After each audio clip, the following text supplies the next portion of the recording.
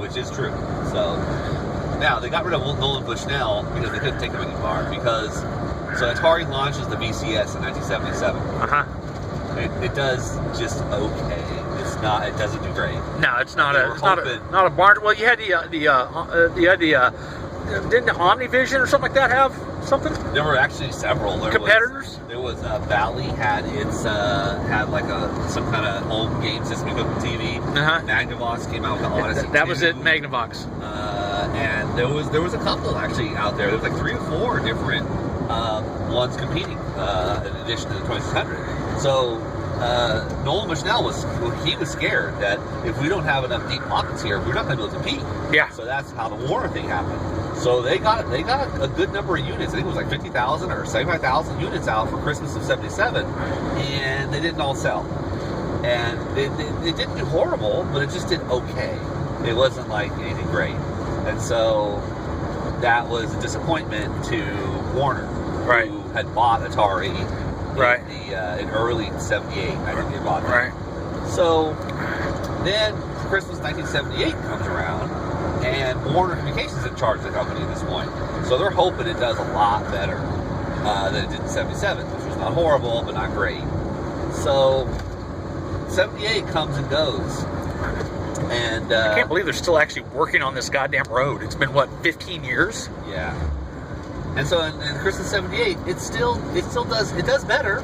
2600 it's catching on, it's growing, but it didn't do barn burners. Yeah. And so Warner's concerned. They're like, what's the problem here? And that's when they brought in Ray Kassar. And Ray Kassar was a marketing guy, not a technology guy. Okay. So his whole thing was, let's market the shit out of 2600. That's where they started bringing in, like, Bill Cosby, and actually he was 800, Atari 800 stuff. That's right, but they started bringing all kinds of people to market the crap out of fucking, what's his name from MASH? Yep. So they brought in Ray Kassar and his folks, and Ray Kassar was saying, let's take what we have and let's expand the marketing of it and try to get it out there better.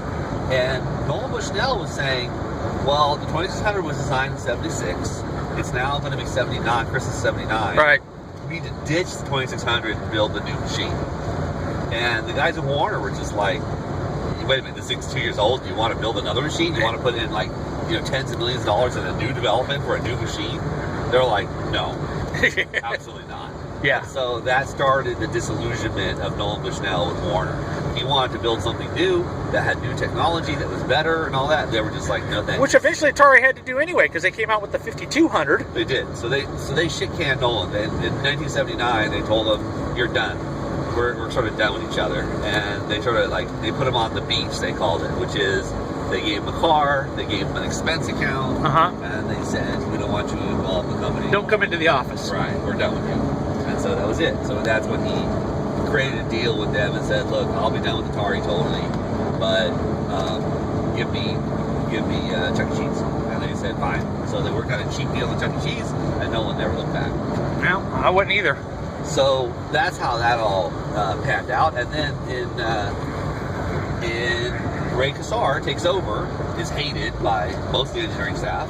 Yeah. However, they do market the shit out of the 2600. At Christmas of '79, things are appreciably better.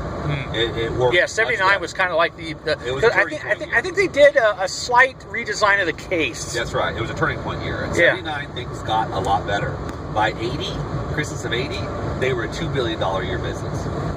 Well, he knew his shit. He knew his marketing. So he was right on marketing. Where he, I haven't got to this point yet, but I'm getting there. Where he probably fucks up is he was given a product, he marketed the shit out of it. Straight ahead, I think. Yeah, I think you're right. But then where he fucks up is, okay, the product's running out of its life cycle, now what? Yeah. That's where Nolan Bushnell kind of had the creative genius to say, here's another product we can build. Yeah. And they didn't have that creative genius. We need to get this in the pipeline, was what he was trying to say. So they ended up building the 5200, which was not a success for them. No. Well, the 5200 had those Mylar controllers. They had inputs, and those things would break constantly. Well, the problem with 5200 was, and actually the 5200 was not an evolution for Atari. It was a revolution. It was just an evolutionary step. The 5200 was essentially a stripped down Atari 400. That's what it was. Oh, yeah. They took the Atari 400, stripped it down, and that became a game console. And the problem with that was And and Microsoft just did this. And I told Russ, I'm like, if Microsoft loses in the United States this next round, this next generation to Sony, I am pulling it back to this one fucking huge mistake that Atari made shitload long time ago, and it's still being made to this day. You build an entire brand around something, and when you go to the next generation of it, you walk away from that brand. Yeah.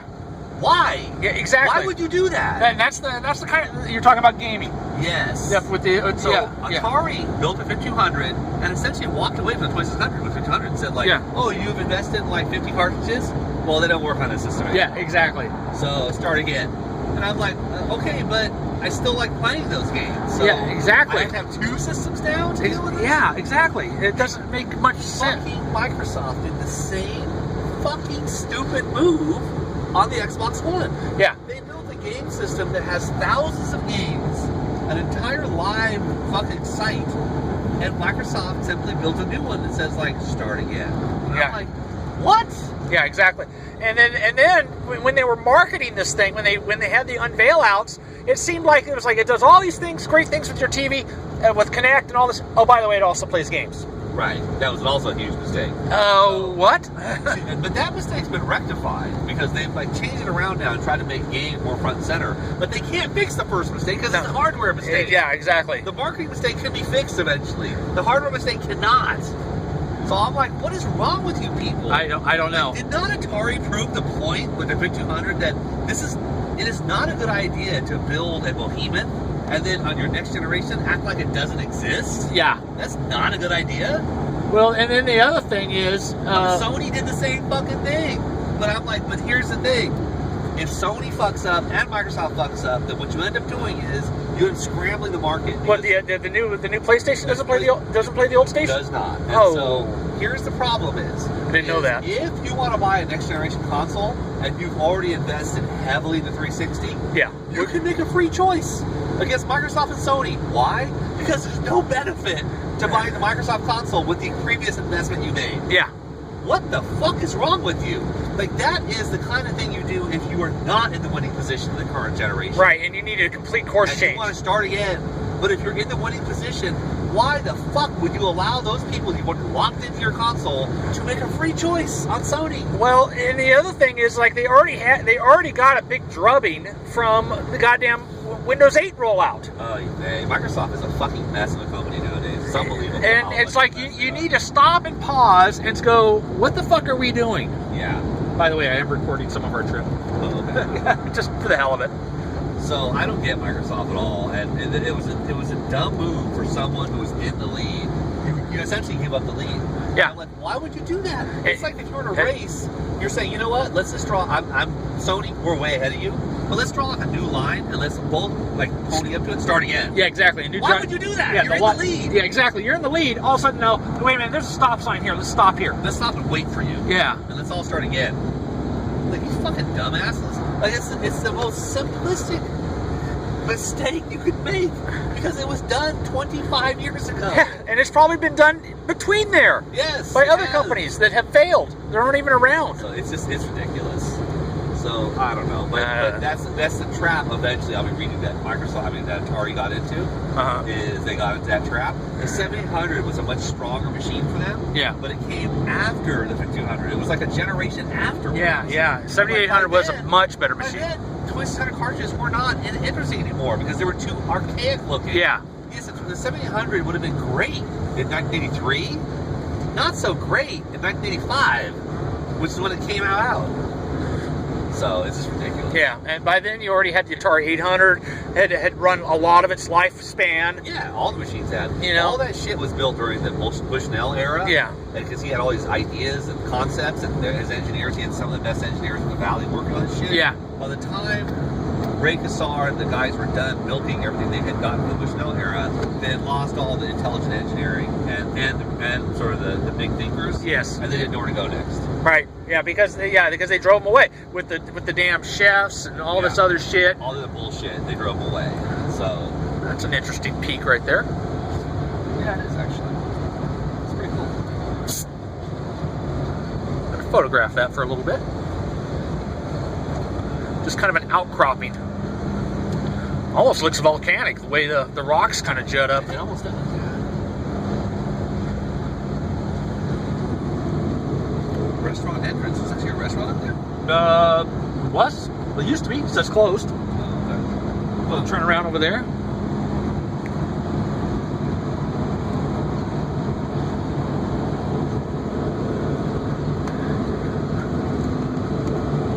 So yeah, it's pretty funny, but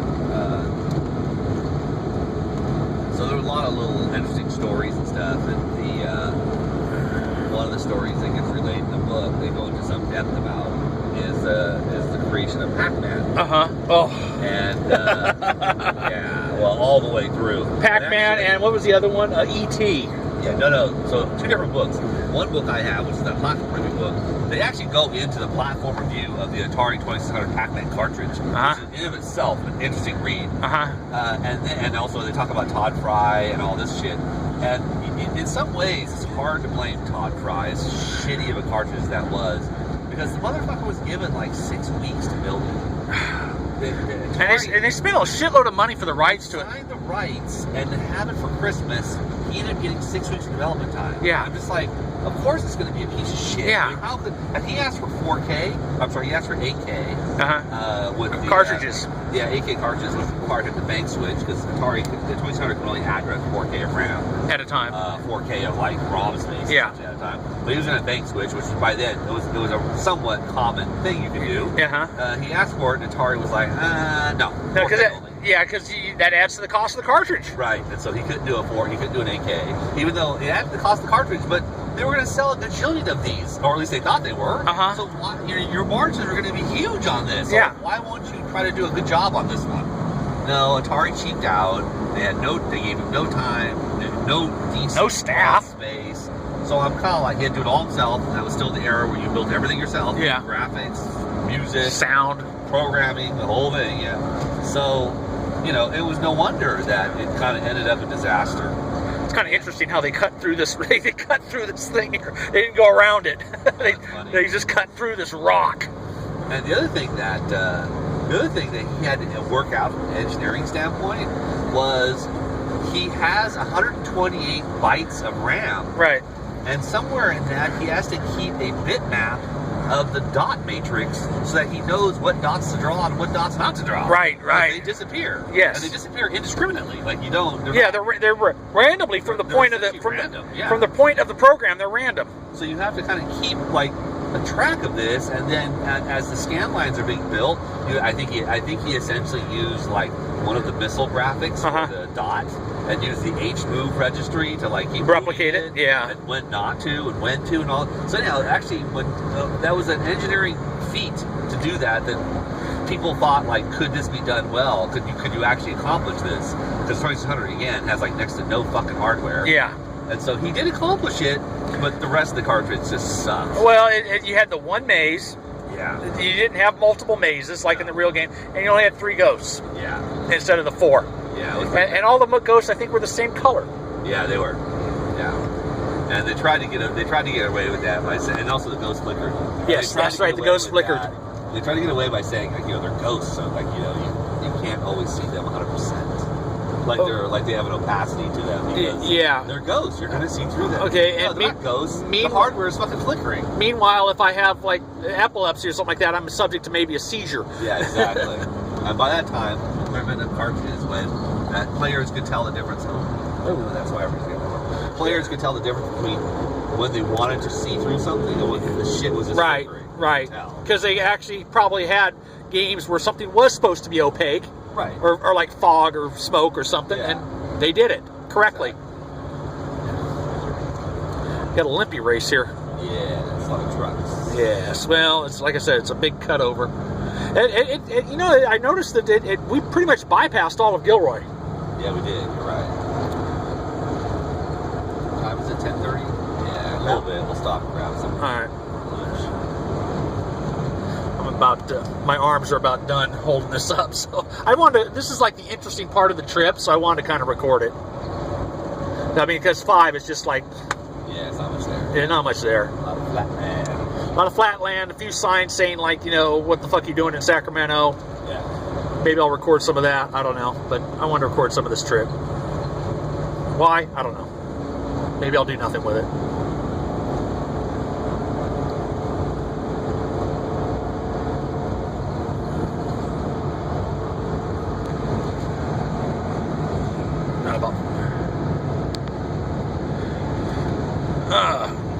Yeah, so, yeah, and E.T. was just, oh.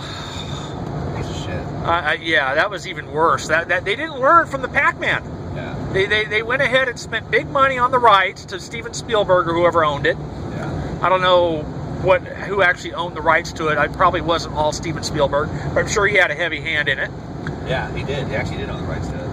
Oh, okay. Yeah, he had there was a big signature party where the rights were transferred to Atari. Steven Spielberg was there. He signed it over. Okay. The programmer, I got Howard Warshaw, I think his name was. He was there. He had been assigned ET. So by the time Pac-Man was created, Atari, Ray Kassar, and the Atari folks had finally come to a realization that they had to do some kind of royalty payments because they were losing too many programmers to like Activision, IMAX. Oh, okay, yeah. Lots of other games. That's right. They had that big rule for the longest time in a lot of these games of you don't get credit. No credit, no royalties. Exactly. So a lot of programmers were leaving and creating their own game companies. Exactly. So they could get like, screw this. Yeah, exactly. Why am I making billions for these guys? And actually, some of the programmers like hacked some information and found out eventually that the cartridges they were building were raking in tens of millions of dollars. Yeah. And at the time, some people were saying they were getting paid about $30,000 a year. Yeah. And they were like, come on. And having to work all that OT. Yeah, exactly. And having a very tough schedule. So they were like, look, I mean, something's got to change. Ray Kassar was like, nope, not changing shit until a bunch of people started leaving, starting new companies, starting to cut into Atari's profits because they're selling their own cartridges. Yeah, that's probably how Activision. That's how Activision started. That's how Magic started. Yep. And so LucasArts was another one. So eventually they were like, okay, we'll create a royalty program, and they did. So Todd Fry got a royalty, got like 10 cents for every Pac-Man cartridge sold. And then 10 cents it starts adding up. Yeah. And even on a dog like E.T. or a Pac-Man. Or Pac-Man, yeah. It adds up to the fact that I think he made like $500,000 to $1 million off that Pac-Man cartridge in royalties. Yeah. So now there's no lifespan of the royalties, so it's not like they're going to keep selling cartridges 20 years later. Right. So it probably had a couple of years of royalties, and that was about the end of that. Yeah, exactly. If that. It still added up to like $500,000 to $1 million. Probably a year, more likely. So Howard Warshaw, he gets chosen to do the ET cartridge, and he's like, oh, I'm on Easy Street. Because look at what happened to Todd Fry. Yeah. I'm going to make like a crap load of money. Yeah. The problem is ET cartridge didn't sell for shit. Yeah. So wow. Look how far down that reservoir is. It's crazy, isn't it? I mean, this is all supposed to be underwater over here. Yeah. Wow. That is way down.